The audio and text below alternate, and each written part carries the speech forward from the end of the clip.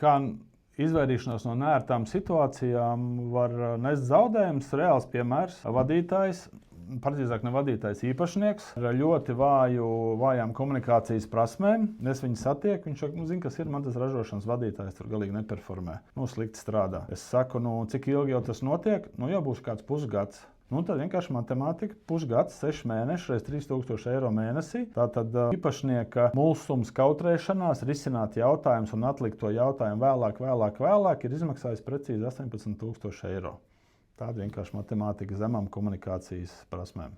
Protams, numur viens, uz ko mums komunikācija balstās, tad ir spēja konfrontēt. Un tas ir tas, kur mēs ļoti daudz laika veltām vadītāju skolā, lai mēs tieši uzlabotu to spēju konfrontēt, lai vadītājs varētu komunikāciju nevis runāt tikai ar foršiem cilvēkiem par foršām tēmām, bet komunikāciju izmantot kā instrumentu, kā viņš sasniedz savus mērķus un kā viņš risina kaut kādas ikdienas situācijas.